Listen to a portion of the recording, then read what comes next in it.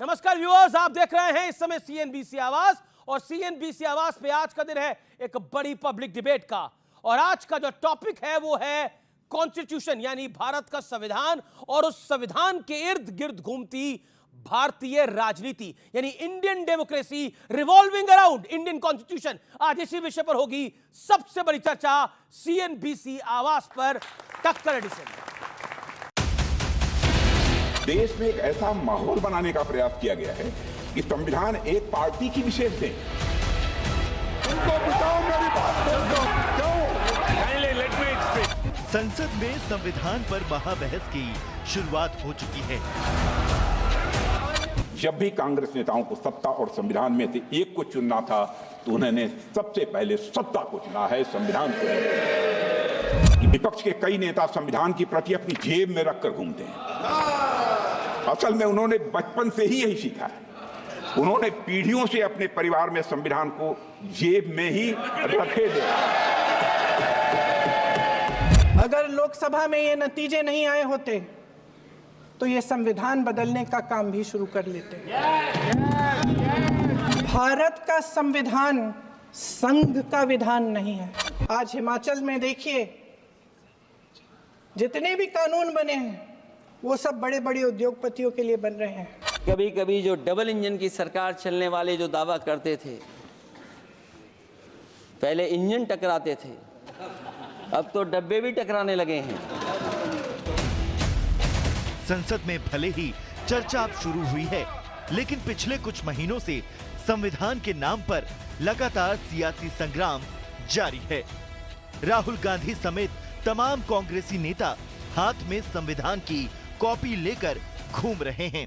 हालांकि महाराष्ट्र चुनाव के दौरान राहुल के हाथ में संविधान की जो कॉपी थी उसके पन्ने कोरे थे। हाथ में आप संविधान ले रहे हो और संविधान की सारी संस्थाओं को बदनाम करके इस देश में एनार्की लाना चाहते हो। राहुल गांधी का विश्वास भारत के संविधान पर नहीं है और इसीलिए लाल संविधान लेकर घूमते हैं। ये लाल संविधान नहीं है, उसके अंदर कोरे पन्ने हैं। होल्डिंग द बुक सबसे आसान काम है। एक हाथ चाहिए, एक किताब चाहिए।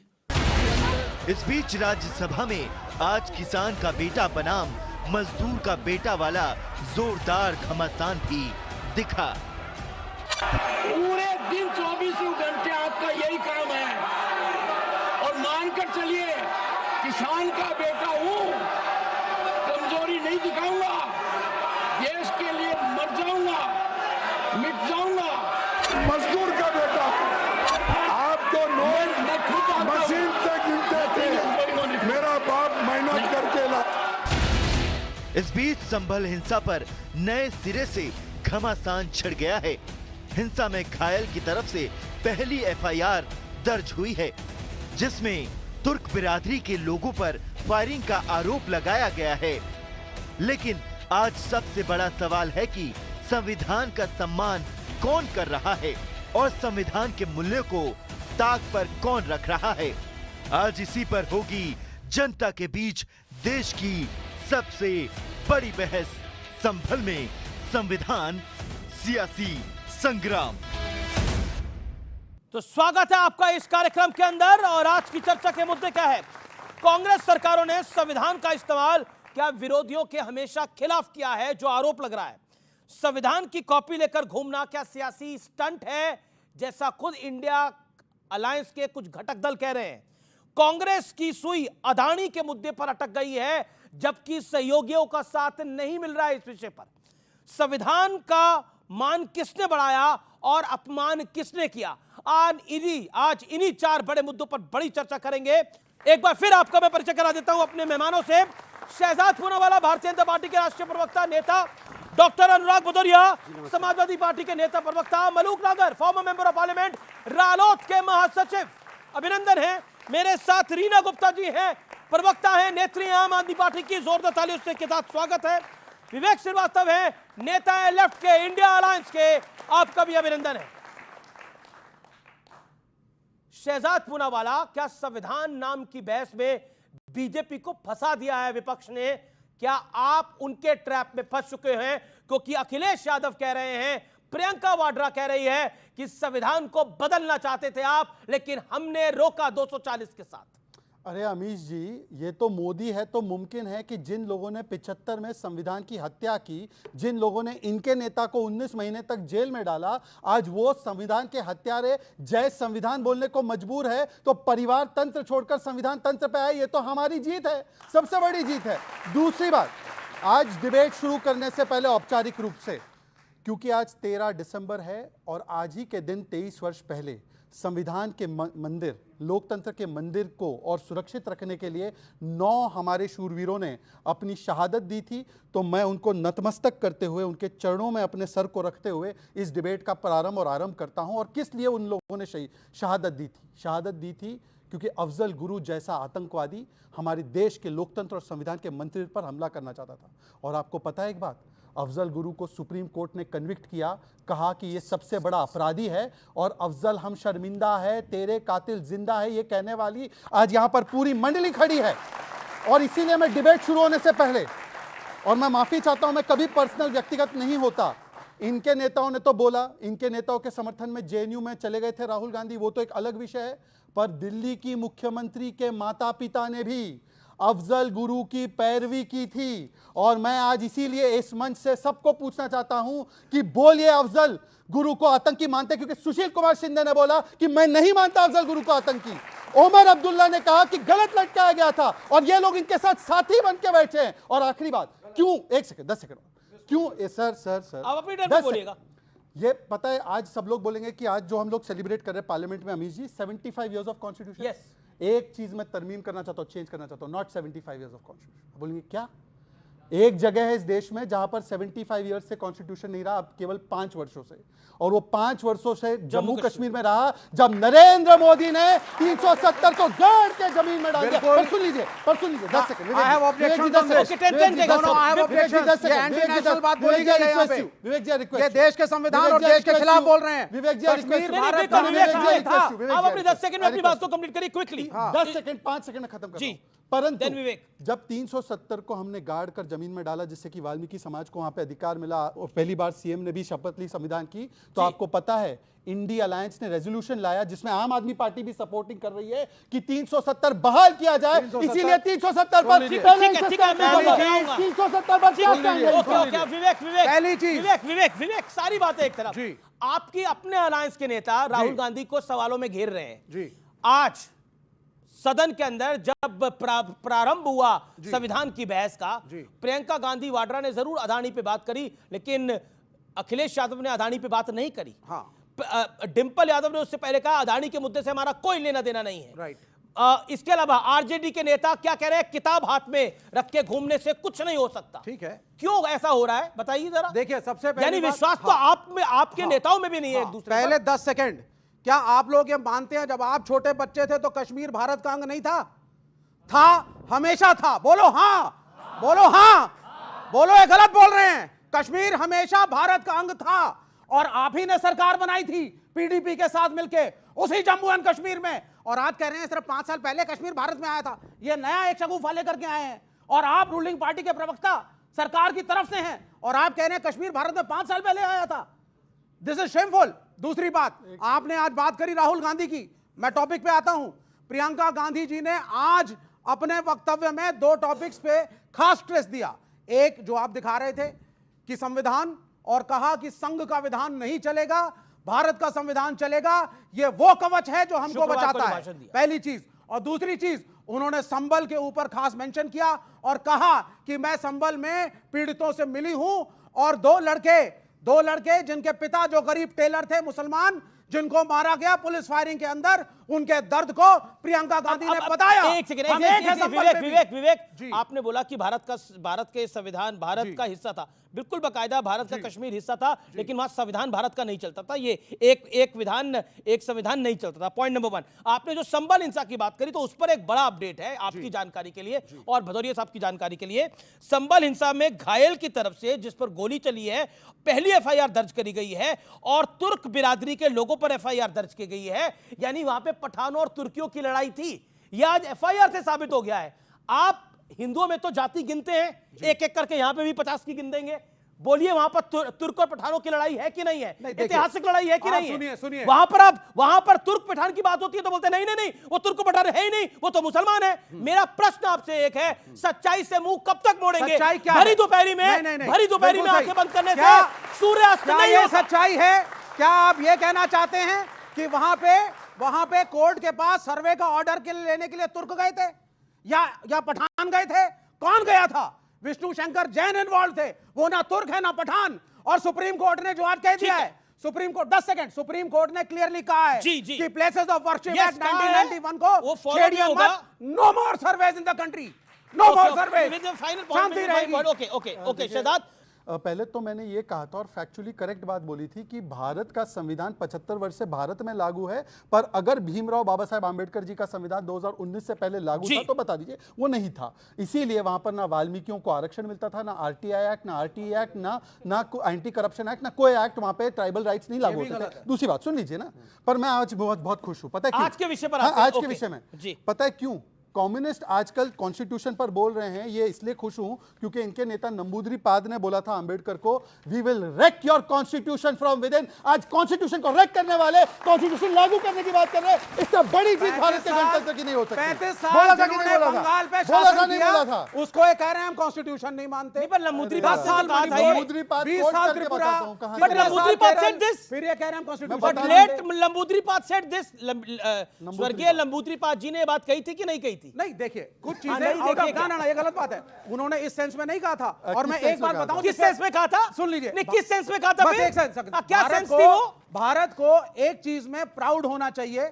एक चीज में जो मैं बताना चाहूंगा वो ये कि 1950 के दशक में पूरी पृथ्वी पे पहली बार कम्युनिस्टों ने निर्णय लिया कि रिवॉल्यूशन मारकाट के बजाय हम अपना बदलाव, सामाजिक चेंज का इलेक्शन बैलेट के थ्रू लाएंगे। सर, भारत और को पहली एक चीज कम्युनिस्ट पे गर्व सरकार नहीं होना केरल चाहिए, में भारत बनी। को 1000 चीजों पे गर्व नहीं, होना अभी चाहिए, जी एक भारत वाक्य को अपनी इसमें। संस्कृति पे गर्व अभी होना जी एक चाहिए, वाक्य। भारत को अपने मूल अधिकारों पे गर्व होना चाहिए, भारत को गर्व होना चाहिए उसकी समानता पर, भारत को गर्व होना चाहिए उसके अपने इतिहास पर। इसलिए भारत का गर्व मैं मानता सिर्फ लेफ्ट की पार्टी से नहीं है। एक सेकंड, अब बाकी दलों को आने दीजिए। नहीं, सुधांशु जी का नाम लिया, एक वाक्य। सुधांशु जी होते तो क्या बोलते? इन्होंने बिल्कुल सही कहा है कि पहली बार पूरी दुनिया में कम्युनिस्ट सरकार चुन के, इनकी सरकार केरल में, उस सरकार को पता है किसने हटाया? नेहरू जी ने पहली बार 1959 में 356 का इस्तेमाल करते हुए ठीक है, हटा ओके दिया। ओके बोलिए वो भी बात। मैं रुक करता हूं आपका। बोलिए। क्या आपको लगता है, एक सेकंड, क्या आपको लगता है अनुराग भदौरिया, ये तो संविधान नामक बहस है, क्या संविधान की कॉपी लेकर घूमना क्या एक बड़ा पॉलिटिकल और सियासी स्टंट है, जैसा इंडिया अलायंस के कई नेता कह रहे हैं राहुल जी के लिए? आप सहमत है उससे? देखिए, अगर संविधान को लेके, अगर संविधान की बात हमने नहीं की होती, अगर संविधान पे खतरा नहीं होता, तो इस देश की जनता बहुत समझदार है। वो समझ गई थी लोकसभा के चुनाव में कि अगर भारतीय जनता पार्टी आएगी तो सबसे पहले अगर कुछ खत्म करेगी तो संविधान को ही खत्म करेगी। तभी देखिए कितनी अच्छी बात है, आज उपसभापति फख्र से कह रहे हैं किसान का बेटा है इसलिए उपसभापति है, वो कह रहे हैं मजदूर का बेटा है, कांग्रेस के अध्यक्ष है। मैं भी फख्र से कह रहा हूं कि फौजी का बेटा हूं इसलिए यहां खड़ा हूं, क्योंकि ये संविधान ने अधिकार दिया है। अगर ये संविधान ने नहीं अधिकार दिया होता तो मुझे जिस तरह की राजनीति चल रही इसमें तो मुझे लगता ही नहीं कि कमजोर व्यक्ति आगे आ पाता। यही संविधान की ताकत है, संविधान पे तो भरोसा है कि संविधान न्याय करेगा। संभल की बात जो हम समाजवादी पार्टी के राष्ट्रीय अध्यक्ष ने उठाई है, क्या गलत उठाई है? संविधान के तहत तो हम मांग करते हैं। आप कैसे हर बात पे हिंदू मुस्लिम सिख ईसाई करने लग जाते हैं भाई? जो यहाँ पे मुद्दे हैं, संविधान ने जो हमें अधिकार दिए हैं वो अधिकार तो मुझे मिलने चाहिए ना, वही तो हम मांग करते हैं। ये बताइए, एक सेकंड, कौन सा अधिकार आपको नहीं मिला हुआ जो अब आपको पहले जो था और अब नहीं है आपके पास? वो अधिकार बताइए। मैं बता रहा हूं ना आपको। हाँ, बताइए। अगर मैं बोलूं मैं कांग्रेस के कार्यकाल में 1975 में जो इन्होंने आवाज उठाई, इन्होंने कहा कि उस समय इमरजेंसी लगी। इन्होंने कहा कि हमारे पहले राष्ट्रीय अध्यक्ष जी श्री मुलायम सिंह यादव जी जेल गए थे। क्यों जेल गए थे? क्योंकि संविधान बचाना चाहते थे। तब कांग्रेस ने अन्याय किया था तो कांग्रेस के खिलाफ लड़े थे। आज आप अन्याय कर रहे हो तो आपके खिलाफ लड़ रहे हैं, क्योंकि हमें संविधान बचाना है। कांग्रेस ने तो अधिकार ले लिए थे, इन्होंने कौन सा अधिकार लिया है? मैंने आपको बोला कि आप बीजेपी पर सवाल खड़ा करिए, आपने कांग्रेस के कपड़े उतार दिए अभी। अरे मैं बीजेपी के किस बात के? मैंने कहा कोई भी संविधान को छेड़ेगा, चाहे कोई भी हो, फिर आप बायस हो रहे, चाहे कांग्रेस हो या भारतीय जनता पार्टी, कोई भी हो। कौन सा अधिकार है? एक सेकंड, शांत, दो साइड टॉक्स। ओके, मैं बोल रहा हूं कौन सा अधिकार, किस अधिकार से आप वंचित हैं जो शहजाद पूनावाला मोदी की पार्टी ने आपको नहीं दे रखा? देखिए, समाज के अंदर में आपको याद है क्या बोला गया था? हम आएंगे हम आएंगे तो किसानों की इनकम अरे दुगनी हो आपका जाए। कौन सा आप अधिकार बोलने लिया? तो दो, मैं बोल रहा हूं ना, हम आएंगे तो यही अधिकार छीन रहे हो आप, बोलने ही नहीं दे रहे हो।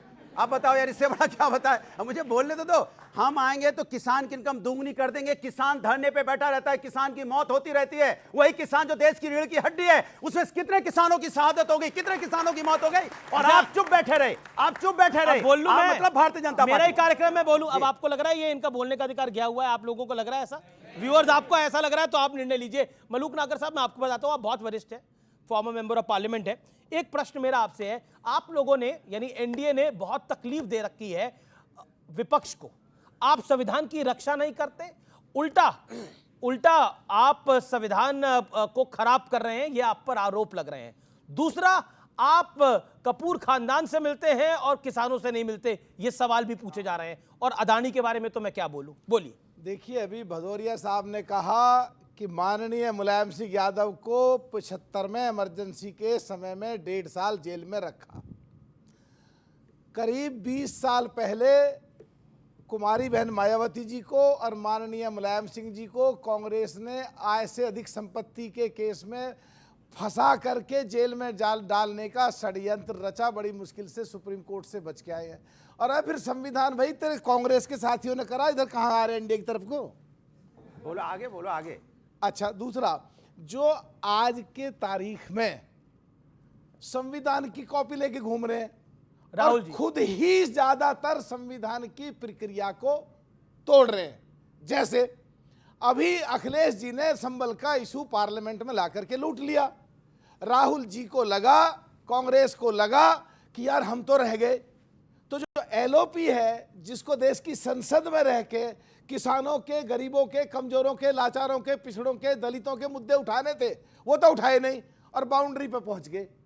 बाउंड्री पे संविधान पहुंच गए? यूपी की, अच्छा, मतलब बॉर्डर यूपी पे। की और दिल्ली की बाउंड्री पे पहुंच गए और ट्रैफिक जाम कर दिया 7 घंटे के लिए। अरे किसानों के मुद्दे, दलितों के, पिछड़ों के, वहां एलओपी, वहां काम करो। संविधान के अनुसार अगर देश के किसी भी प्रदेश में आफत आने वाली है, राजनीतिक लोगों से झगड़ा बढ़ सकता है, तो उसमें जाकर के राजनीतिक लोगों को आग में घी नहीं डालना चाहिए, संविधान कहता है। अब भी संविधान को खुद तोड़ते हो और किताब लिए घूमते हो और उसमें बीच में खाली कागज होते हैं। भदौरिया, अगर मेरे बीच में बोलोगे, तुम पे जवाब नहीं है, मेरी बात का झिलने नहीं है, और अगर तुम बोलो बोलने नहीं दूंगा।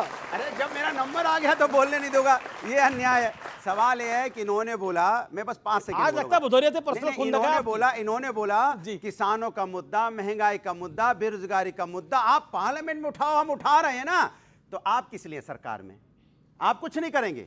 नहीं, सब कुछ हम करेंगे, आप कुछ नहीं करेंगे। मैंने हम मुद्दा भी उठाएंगे, लड़ेंगे भी हम आपसे, और नहीं हम आपसे लड़ेंगे भी, मुद्दा भी उठाएंगे। बात हो जाए। अरे बाबा, हो गया क्वेश्चन, जवाब तो ले ले। बांग्लादेश, रुक जाओ, बांग्लादेश में हिंदुओं पे अत्याचार होगा, हम ये हल्ला मचाएंगे, आप कुछ नहीं करोगे। आप खाली बैठ के टीवी डिबेट में बोलोगे कि भदौरिया जी, भदौरिया जी, भदौरिया जी। अरे भैया, सरकार में आप है, जाइए आप, कुछ कीजिए आप। शुक्र है भदौरिया जी का डीजल का इंजन निकाल। काम की बात पाते हैं, काम की बात पाते हैं कि एक्चुअल में अगर कोई भी काम करता है तो संभावना होती है छोटी मोटी गलती की, और इसीलिए हमेशा मतलब गलती हो रही है, गलती हो रही है इनसे। सुनो, क्या बात है? बधाई, बधाई आपको, सुनो, बधाई आपको, गलती हो रही है। रुक जा यार, लेकिन हम माफ नहीं करेंगे। अरे रुक जा यार, तो हमारा भदौरिया, तो क्या है कि अमेंडमेंट इसीलिए आते हैं, और कांग्रेस के कार्यकाल में जब भी अमेंडमेंट आए तो पहले गलती करी, और जो चर्चा होती है आप लोगों की जानकारी में, जी। सबसे ज्यादा 19 से 24 में मेरे नाम रिकॉर्ड है मुद्दे उठाने का।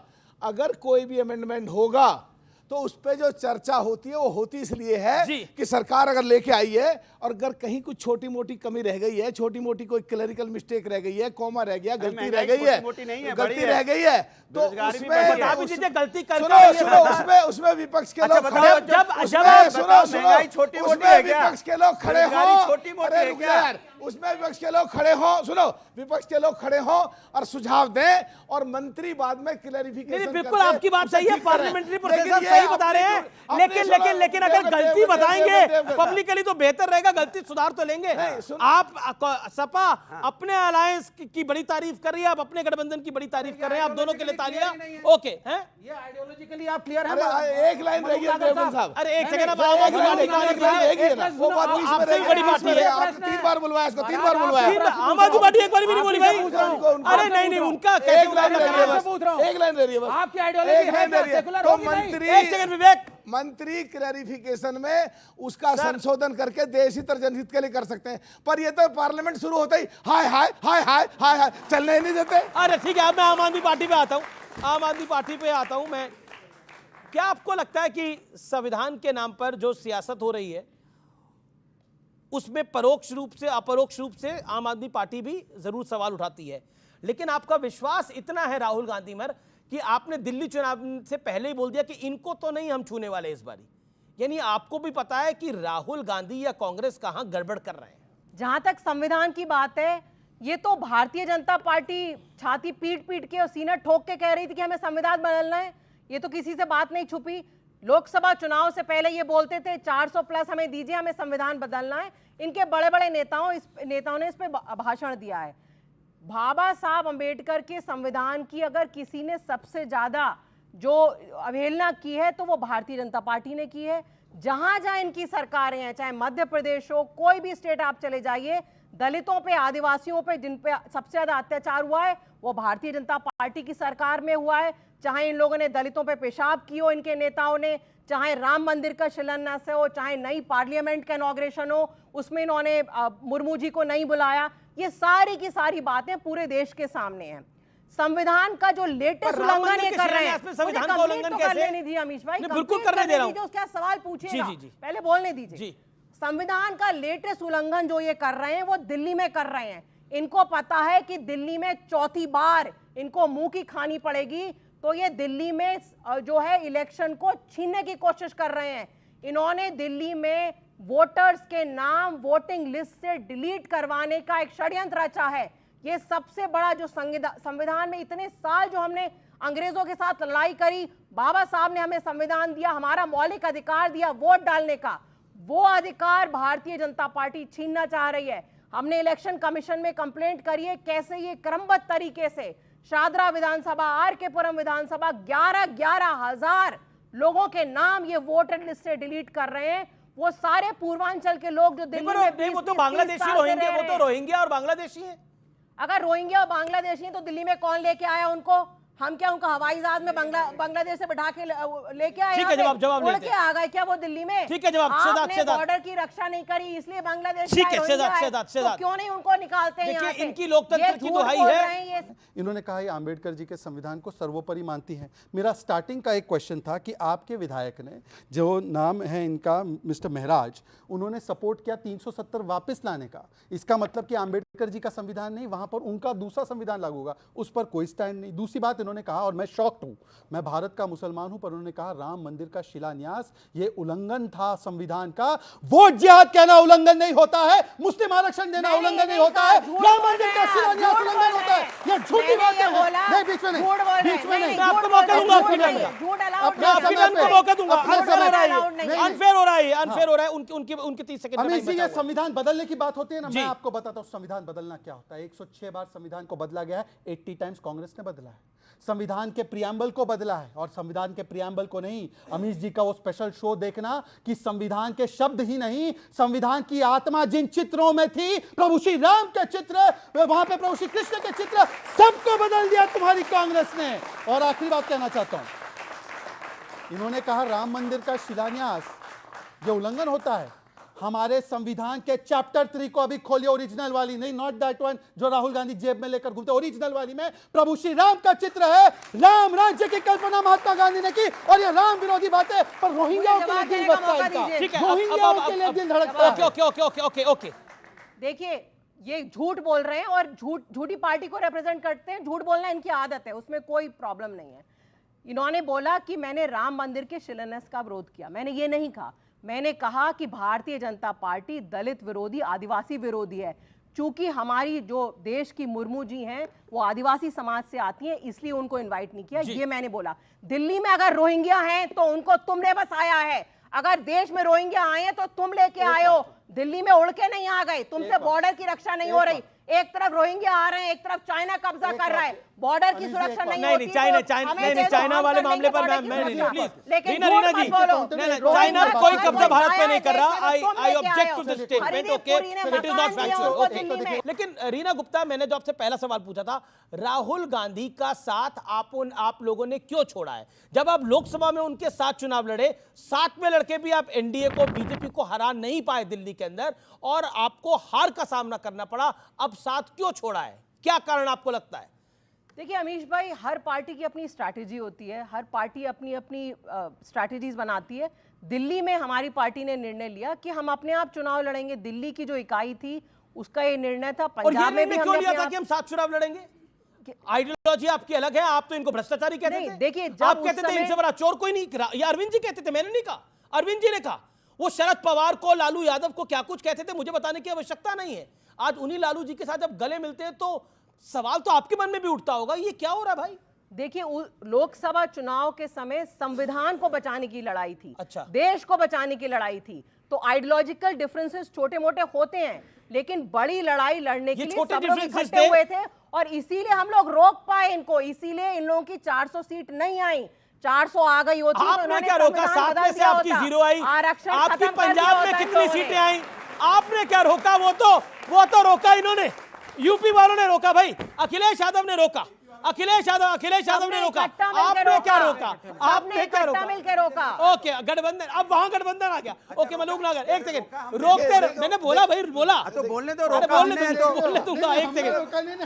ओके मलूक नगर, एक सेकंड, शहजादपुर वाला, रीना गुप्ता शांत। ओके, सीधी सी बात है, गिव द रिस्पेक्ट। संविधान की अगर बात हो रही है तो संविधान लिखा बाबा अंबेडकर साहब ने, जी बिल्कुल। 1947 से 1952 कॉन्स्टिट्यूट असेंबली की सारी स्पीच निकाल लो, तो कांग्रेस बाबा साहब के साथ क्या करती थी, और कांग्रेस ने बाबा साहब के खिलाफ उनके सेक्रेटरी को चुनाव लड़ा करके उनको हरवाया।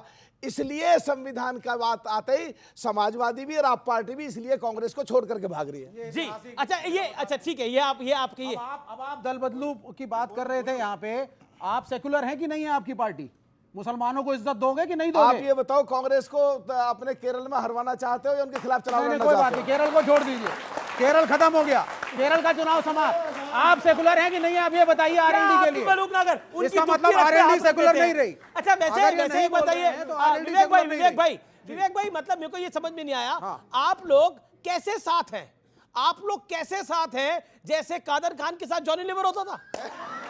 मतलब आप प्रियंका जी को हराना चाहते हैं, आप राहुल गांधी जी को हराना चाहते हैं। आप मेरी बात सुनिए, केरल की लड़ाई केरल तक सीमित रही है।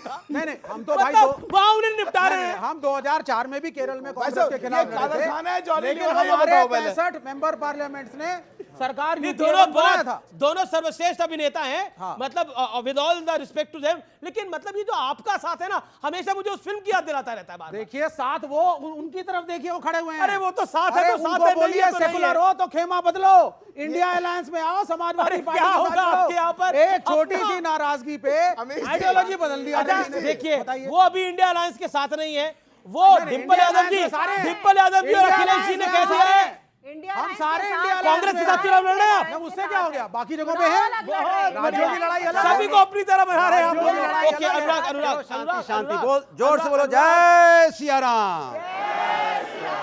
चलिए आप देखिए अयोध्या में सवाल तो पूछने दो, मेरे सवाल से पहले आपका जवाब तैयार हो रहा है। भक्तों पर गोली चलाने वाले जय श्री राम बोले, बजाओ ताली, जय श्री राम, एक बार होगा, जय श्री राम। अच्छा ठीक है अनुराग एक सेकंड, जय सिया राम मैंने बोला, अब याद आया। अरे भाई शांत हो जाओ, मेरा निवेदन है। देखिए अनुराग एक बात बताइए, मतलब प्रधानमंत्री अगर कपूर एंड फैमिली से मिले, उसमें भी अगर कांग्रेस के कुछ नेताओं को तकलीफ हो जाए, कुछ लॉबी को तकलीफ हो जाए, तो आपको जायज लगती है? सही बताइएगा। देखिए सवाल है, मैं अपना 10 सेकंड बात करूं, फिर उसको ही बोलूंगा। अयोध्या में प्रभु राम का आशीर्वाद किसको मिला? सपा को, समाजवादी पार्टी को, क्योंकि समाजवादी पार्टी को आशीर्वाद में सपा जीती। वहां पे भोला सिंह थे, बीजेपी से लड़ रहे थे, कह रहे 400 सीट हमें दे दो, हमें संविधान बदलना है। तो जनता ने परशुराम उनको ही साफ कर दिया, हटो संविधान कहां बदलोगे तुम्हारो। उसके बाद इनकी दूसरी सांसद थी, चुनाव लड़ रही थी, ज्योति मिर्धा जी, नागौर से, वो भी 400 सीटें मांग रही थी बीजेपी की तरफ से कि 400 सीटें दे दो, हम संविधान बदलेंगे। जनता ने उनको ही बदल दिया। अब सवाल आपका है जो आप पूछ रहे थे, कोई भी आर्टिस्ट, चाहे कोई हो, चाहे कपूर खानदान हो, चाहे कोई भी हो, अगर कोई प्रधानमंत्री जिससे मिलता है, देश के प्रधानमंत्री, वेरी गुड, देश के प्रधानमंत्री से मिलने का सबको अधिकार है और होना भी चाहिए।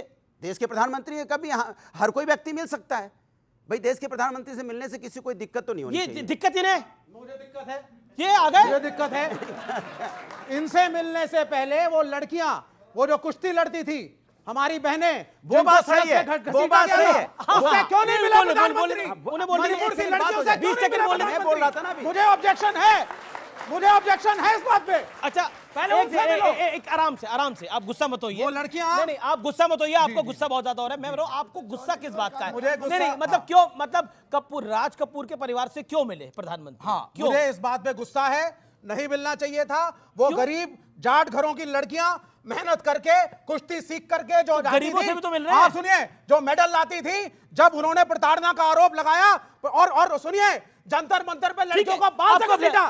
प्रधानमंत्री क्यों नहीं मिले? क्यों नहीं मिले प्रधानमंत्री? ओके, अब आपकी बारी, 30 सेकंड। इन्हीं की बातों से देखिए, एक चीज़ मैं अप्रिशिएट करूंगा कि अनुराग जी ने एक बहुत ही मैच्योर स्टैंड लिया है, क्योंकि इनके यहाँ से जया बच्चन कई वर्षों से बहुत सीनियर उनकी सांसद है। और मुझे याद आ रहा है कि अमित जी, हमने इस पर डिबेट भी की थी कि राहुल गांधी ने अमिताभ अपनी बहू के साथ राम मंदिर प्राण प्रतिष्ठा में नाच रहा था। करीना कपूर को राज्यसभा भेजेंगे आप? प्लीज एक सेकंड, प्लीज इसीलिए मिले। करीना कपूर खान है वो। अनुराग जी प्लीज, मैंने कहा किसी करिश्मा कपूर को भेजना नहीं चाहते हैं, प्लीज तो बोल प्लीज। दें। अब विवेक जी, मैंने आपको बीच में नहीं, कभी भी आयुष एक भी सैनी का तो बात, राज्यसभा। पर वो ठीक है, सुनिए ना, मैं आपको बताता हूँ किसको राज्य, आपकी तो आपकी नहीं, मैं किसी तो को पूछ रहा हूँ। आपकी किसी को कैंटीन भेजने की हैसियत नहीं बची है। वो जेएनयू में तो हमारी कैंटीन में हैसियत उधारी नहीं मिल रही है अब ये इनको, करिश्मा कपूर को इनको भेजने जेएनयू में कैंटीन में राजी उधारी नहीं मिल First का comment रही। नहीं। जो हमारे देश के कलाकार हैं, राज कपूर साहब भी जो है, उनका जब भारत एक उभरता हुआ एक देश और एक डेमोक्रेसी था, तब राज कपूर ने भारत के ब्रांड को कई जगहों तक पहुंचाया। और रशिया में बहुत बड़ा ब्रांड है उनका। रशियंस हमारे राज कपूर से प्रभावित है और रशिया के आने वाली पार्टी उन्हीं का विरोध कर रही है। बताइए क्या बोला जाए इनको? राहुल गांधी की संगत ही ऐसी है। अब दूसरी बात पे मेन मुद्दे पे आओ। अरे सुनिए ना भाई, मेरा जूता है जापानी और मेरा नाम जोकर, ये आपके लिए ठीक है। सुनिए, मेरा नाम जोकर। एक सेकंड, अगर बीजेपी वाले करीना कपूर को, करिश्मा कपूर को, रणबीर कपूर को भेजते हैं राज्यसभा में, आप कटप्पा को भेज दो, कटप्पा को भेज दो राज्यसभा। कमाल की बात करें।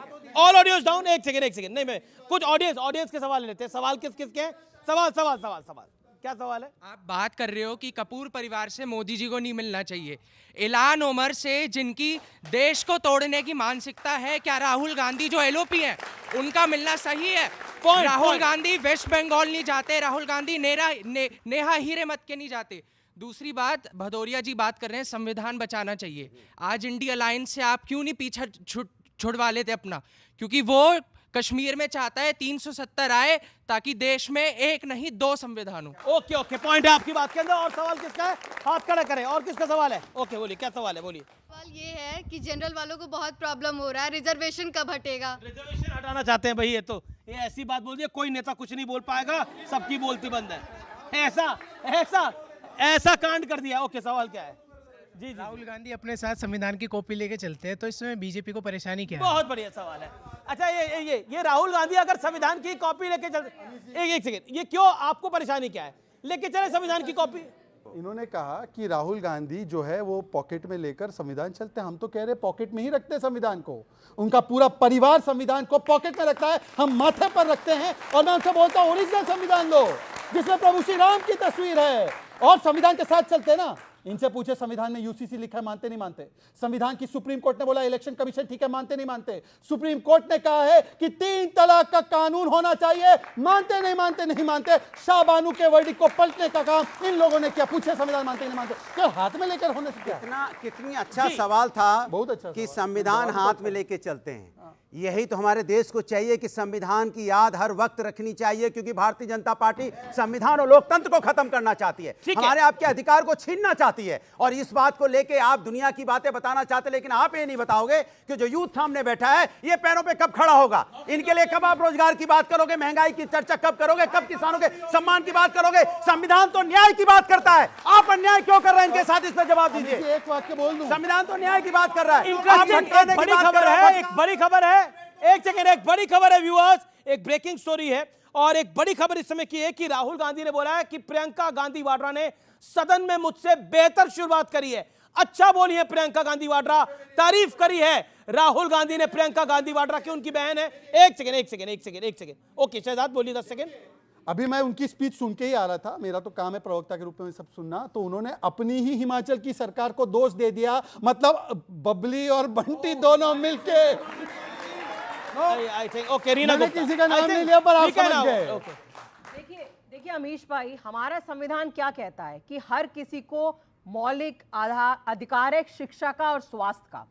पूरे देश में 80 करोड़ लोगों को राशन की लाइन में इन्होंने खड़ा किया है।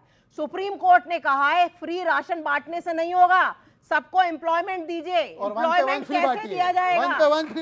एम्प्लॉयमेंट कैसे दिया जाएगा जब सारे देश की सारी संपत्ति अडानी के नाम कर दिया आपने? सिर्फ एक इंसान को आप अमीर बना रहे हैं और बाकी पूरे देश को राशन की लाइन में खड़ा कर रहे हैं। ये कहां संविधान में लिखा हुआ है? संविधान में लिखा है सबको पढ़ाओ, सबको बढ़ाओ, सबको आगे बढ़ाओ। अच्छा। लेकिन मोदी जी जो हैं सिर्फ अडानी को आगे बढ़ा रहे हैं। अडानी के हवाई जहाज में घूमते हैं। अच्छा। पूरी दुनिया अडानी को अरेस्ट करने के लिए घूम रही है। अच्छा। और मोदी जी अडानी को अपनी जेब में डाल के घूम रहे हैं। ये कहां के संविधान में लिखा है? वैसे अडानी का प्रोजेक्ट पंजाब में भी है, ये अडानी के साथ कौन है? ये अडानी के साथ कौन है? अब बीच में बोलने बनी। हम राशन बांट रहे हैं, इनको समस्या है, ये 1 पे 1 फ्री बांट रहे थे, पानी साफ दे देंगे ये बोला था, प्रदूषण मुक्त कर देंगे और यमुना जी को साफ कर देंगे। आज क्या हुआ याद वादे का? और कांग्रेस के साथ कभी नहीं जाएंगे, कांग्रेस के साथ मिलकर। और आखिरी बात सुन लीजिए, बाकी सब तो मुझे पता नहीं, पर मैं तो कह रहा हूं एक स्कीम चला दो कि हर एक को शीश महल का टॉयलेट दिलवा दो। 4 लाख की टॉयलेट, 8 लाख के पर्दे और 10 लाख के क्या क्या आपके रूम में है, मैं बता दूं। एक रीना गुप्ता का जवाब। रीना गुप्ता, ये बंगले के चक्कर में आप फंस गए हैं, मतलब बार बार बीजेपी इस पे हमला कर रही है, कभी जकूजी आता है, कभी स्टीम आता है, कभी सोना आता है, क्या मामला है? देखिए अमीश जी, भारतीय जनता पार्टी को पता है कि चौथी बार दिल्ली में हार रहे हैं। एक दिल्ली ऐसा राज्य है, इनकी 25 साल से सपना देख रहे हैं हमारा मुख्यमंत्री हो, 25 साल से सपना नहीं पूरा हो रहा, बौखलाए हुए हैं। मैं तो कहती हूं कि सारे जितने भी मुख्यमंत्री के आवास हैं पूरे देश के सारे खोल दो तुम आज, और प्रधानमंत्री का आवास खोल दो, प्रधानमंत्री का 10,000 करोड़ का एरोप्लेन खोल दो, उसके बाद पूरे देश को पता चल जाएगा किसने किस पे खर्चा किया है। मैं आपको समय दूंगा। ओके शहजाद पूना वाला। देखिए मैं तो कह रहा हूं कि ये तो दूसरों के खुलवाने की बात कर रही थी, इन्होंने अपना शीश महल क्यों नहीं कभी खुलवा के मीडिया को दिखा दिया? इतना क्यों छिपा रहे थे? दूसरी बात, एक सेकंड 30 सेकंड आपको मैंने मौका दिया, 20 सेकंड बोलने। देखिए मैं तो इनसे कह रहा हूं, इन्होंने बोला स्कूल बना दिया, हॉस्पिटल बना दिया, 24 हॉस्पिटल बनाने की बात थी, 24 हॉस्पिटल के नाम दे दो, मेरा समय आपका। 24 नए हॉस्पिटल 2015 में वादा किया था, ये 24 में से 20 हॉस्पिटल के नाम बता दीजिए। 20 हॉस्पिटल पढ़ के आपको सुनाऊं मैं? हाँ बताइए। चलिए आपको ले चलते हैं। नहीं जाना, आप बता दो, नाम बता दे। रीना गुप्ता 20 सेकंड। आज की तारीख में अमीश भाई, आप दिल्ली के किसी अस्पताल में चले जाओ, 50% लोग जो होते हैं उत्तर प्रदेश से आते हैं। कोविड के टाइम में ये Janakpuri super speciality hospital, Rohini super speciality hospital, कब बना? तुम क्या मेरा इंटरव्यू अरे नहीं आए हो? चलो बनाएंगे, पहले एक हॉस्पिटल का नाम बताओ, तुम एक हॉस्पिटल का नाम बताओ, एक हॉस्पिटल का नाम बताओ, पार्टी की क्या बात है? एक हॉस्पिटल, चले वो एम्स हमने देख लिया, वो एम्स देख लिया, पटना का एम्स देख लिया, मणिपुर का सारे एम्स देख लिए जहाँ पे जमीन सिर्फ है, प्रधानमंत्री कर दिया उसका। अच्छा ये बताइए, आप बार बार कह रही है कि इनको सबके अपने घर खुलवा देने चाहिए, देश में हर मुख्यमंत्री का घर खुलना चाहिए, ये एक अच्छी पहल है, हर मुख्यमंत्री को अपना घर खोल के दिखाना चाहिए। क्या इसकी शुरुआत आप लोग करेंगे? और मैं ये प्रश्न आपसे पूछ रहा हूं क्योंकि बार बार एक नैरेटिव बिल्ड हो रहा है कि वहां पर बहुत सारी सुविधाएं हैं, क्या वहां पर वो सारी सुविधाएं हैं या वो नहीं है? आप कैटेगोरिकली इसका ऑन रिकॉर्ड क्या जवाब देना चाहते हैं? एक सेकंड। देखिए अमीश जी, शहजाद शाह, देश के सर्वोच्च लीडर कौन है? देश के प्रधानमंत्री जी। तो शुरुआत तो प्रधानमंत्री निवास से करनी चाहिए हमें जाके। देखिए मैंने सुना है कि वहां पे एक ऐसा कमरा है जिसमें चारों नई तरफ राजनीति की शीशे शुरुआत हैं। तो आप करने के लिए आए वहां थे, से उम्मीद शुरू मोदी करें। से आपको। सोना है, हीरे जवाहरात है, जो डाइनिंग सेट है वो सोने का है, तो हम जाके एक बार देख लेना। प्रधानमंत्री जी से शुरू करते हैं, उसके प्रधानमंत्री आवास तो मैं भी गया हूँ, लेकिन डाइनिंग सेट तो कहीं सोने का मुझे नहीं दिखा। इसी पे एक स्पेसिफिक लाइन, प्रधानमंत्री के घर निवास पर जाकर अमीश देवगन ने भी इंटरव्यू किया है। आप अमीश का इंटरव्यू अरविंद जी के साथ शीश महल में करा दो। शीश महल में बोलो कि करवा देंगे अमीश के साथ इंटरव्यू, खत्म बात। बोलिए अमीश जी नहीं देंगे आपको, अमीश जी नहीं देंगे, गलती से भी शीश महल में नहीं देंगे। आपको कैसे पता कि वहां पर इतनी सारी व्यवस्थाएं आप देखकर आए थे? मैं आपको बताता हूं, मैं आपको बताता हूं, क्योंकि जब इनको छोड़ना पड़ा मुख्यमंत्री निवास और वो निवास, उसके बाद सुनिए ये बाथरूम देखने गए थे, मैं जवाब देता हूं, बेडरूम देख रहे थे। देखिए कमाल है मैं भाई। जवाब देता हूं, दोनों तरफ से हमला हो रहा है। जवाब देता हूं, मैं जवाब देता हूं। देखिए अनुराग जी ने मुद्दे पे बात करो ना, अरे मुद्दे की बात करो, बाथरूम में कहाँ घुसे हो? जनता की दिल में एक सेकंड, ये अनफेयर हो रहा है, अनफेयर हो रहा है, अनुराग ने बोला, अनफेयर हो रहा है। ओके, अनुराग ने बोला कोई कि जनता से पूछो। अनुराग ने बोला एक सेकंड रीना गुप्ता, एक सेकंड अनुराग ने बोला कि मैं जाकर बाथरूम चेक कर। देखिए मेरे परिवार का पुराना सरनेम जो है ओरिजिनल जमादार है, हम लोग बाथरूम क्लीनर्स ही माने जाते हैं। अच्छा। हम ओबीसी समाज से आते हैं, उनको कोई समस्या नहीं मुझे। पर दूसरी बात मैं इससे इतना कहूंगा, शीला दीक्षित के बाथरूम में कितने एसी थे ये गिनवाने का काम इस आदमी कुकर्मी आदमी ने किया। तो आज मैं पूछा जाता हूं कि टोटो टॉयलेट है कि नहीं, बताओ आपने। शीला दीक्षित के बारे में बोला, शीला दीक्षित के बारे में नहीं बोला था। रीना गुप्ता, बोलने तो दो। रीना गुप्ता क्या बोला तो वही तो बोलना चाहता हूँ। संविधान की बहस पे आते हैं।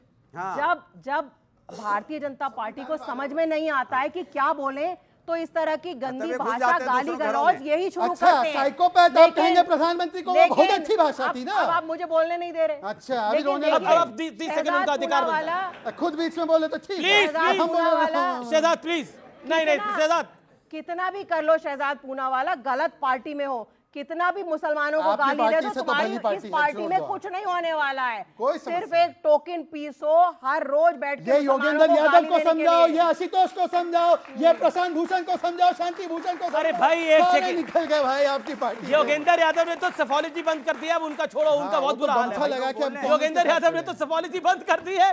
पूछो विवेक जी से योगेंद्र यादव जी का क्या हाल है। योगेंद्र यादव जी को मैं बेस्ट विशेस देता हूं। रुकते हैं एक ब्रेक के लिए, लेकिन ब्रेक के उस पार सीएनबीसी आवास पर टक्कर जारी रहेगा।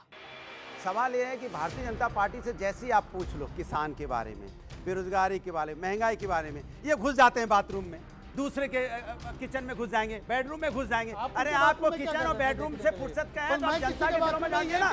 जनता परेशान है महंगाई बेरोजगारी से।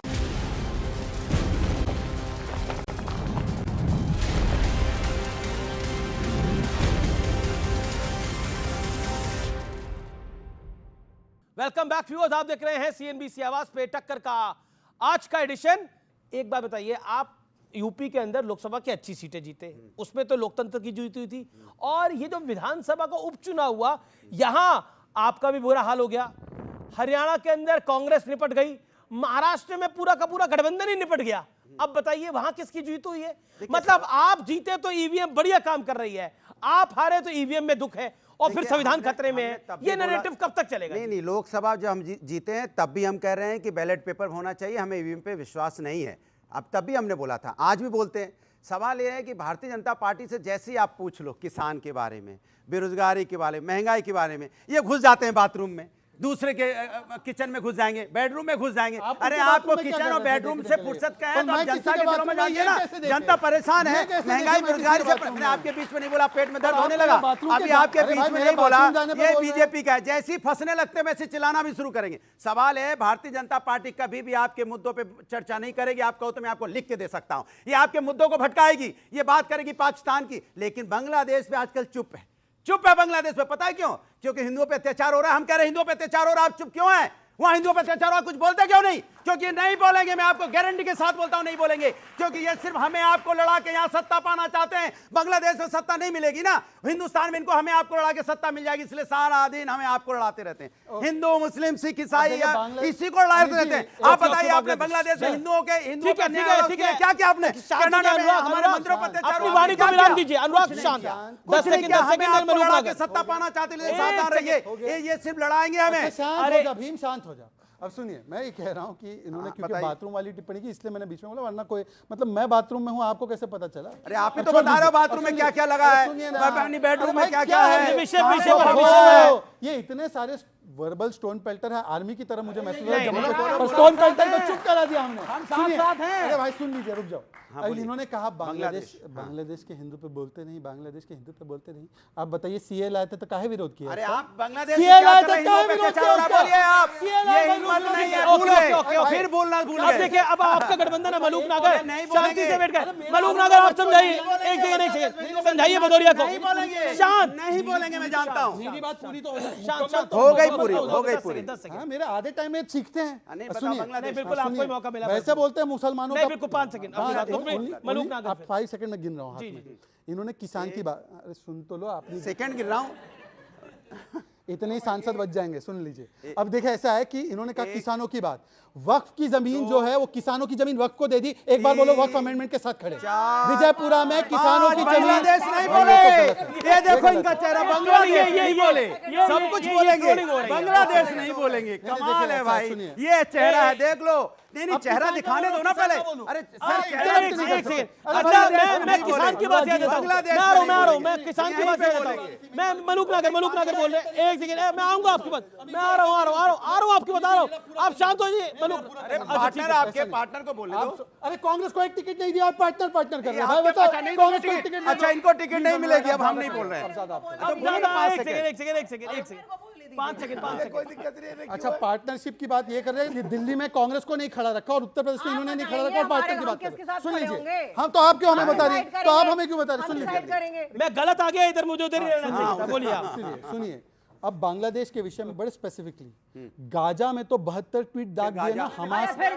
बांग्लादेश ये क्या तरीका है? ये क्या तरीका है? देखिए, मेरा निवेदन है, बांग्लादेश के हिंदुओं के साथ जो प्रताड़ना हो रही है, उसे देख, उसको मुस्कुराते हुए उसकी बात ना रखें। उस घर से पूछिए जिसकी बेटी गई है, उस बाप से पूछिए जिसकी बेटी गई है, उस भाई से पूछिए जिसकी बेटी गई है, उस पति से पूछिए जिसकी बीवी गई है। मजाक कर रहे हैं आप लोग? मजाक नहीं कर रहे, मैं आप सबको नहीं कहना चाहता हूं। चिल्ला के बोलो, बांग्लादेश में हिंदुओं पर अत्याचार हो रहा है, बोलिए। मैं क्यों रखा? आप इधर उधर क्यों भाग रहे हैं? एक कह रहा हूं, आप सब नहीं, एक मिनट। नहीं, अमीश भाई, आपने आप भी अपनी बात को कंप्लीट करिए, और बहुत सीरियसली बात करनी चाहिए बांग्लादेश के हिंदुओं की। बांग्लादेश में जो इस्लामिक कट्टरपंथियों की वजह से हिंदुओं पर प्रताड़ना हो रही है, उसी से उनको बचाने के लिए सीए कानून का विरोध इन सब ने किया। और आज मैं कह रहा हूं, जैसे आप भारत में रह के तो कहते हैं ना कि हिंदू जो है मुसलमानों की लिंचिंग करता है, एक बार बोल दो कि इस्लामिक जिहाद हो रहा है बांग्लादेश में। एक बार ये बोले इस्लामिक जिहाद हो रहा है, एक बार इससे बुलाओ इस्लामिक जिहाद हो रहा है, एक बार बोलो। आपको लग रहा है इस्लामिक जिहाद है वो? मैं बोलने दो। हमने अभी हमने मुद्दा उठाया ना, बांग्लादेश हिंदुओं पे अन्याय हो रहा है, ये नहीं बोल पाए कि हिंदुओं पे अन्याय हो रहा है, इसको घुमा रहे हैं जलेबी की तरह। आप बोलिए, आप क्या कार्रवाई करेंगे, बताइए। शांत होइए मलूक नागर। देखिए, इस देश में अगर किसी भी मुसलमान के खिलाफ अन्याय हो तो हम लोग बोलने के लिए तैयार हैं, लेकिन अगर बांग्लादेश में हिंदुओं के खिलाफ अन्याय हो रहा है तो राहुल गांधी और सोकॉल्ड इंडिया गठबंधन के लोग चुप क्यों बैठे? क्यों नहीं मुंह खोला इन लोगों ने? जी विवेक रीना गुप्ता पहले, रीना गुप्ता बोलिए। चुप बैठे, ये क्या कर रहे हैं जरा बताइए। ओके, शांत, अनुराग शांत। अमीश भाई, देखिए, बांग्लादेश में हिंदुओं पे अत्याचार हो रहा है, भारतीय जनता पार्टी चुप बैठी है। शेख हसीना को क्यों आपने देश में रखा हुआ है? तीसरी बात, बांग्लादेश में अडानी को ठेका दिलवाने के लिए मोदी जी गए थे, वहां पे भी तो वहां पे भी अडानी की पैरवी कर रहे हैं, जहां पे हिंदुओं पे अत्याचार हो रहा है। इस देश के लिए मुझे कार्यक्रम यहाँ खत्म करना पड़ेगा। आप तमाम लोगों ने इस कार्यक्रम में हिस्सा लिया, आपका बहुत बहुत शुक्रिया। लेकिन देखिए, संविधान नाम की जो बहस है, यह भी और बढ़ेगी, ये और चलेगी, और दिल्ली चुनाव के इर्द गिर्द ये अपने पीक पे जाएगी। तो फिलहाल सीएनबीसी आवाज के टक्कर के आज के एडिशन में इतना ही। उम्मीद है आज का कार्यक्रम आपको जरूर पसंद आया होगा। Have a great weekend. Good night, take care.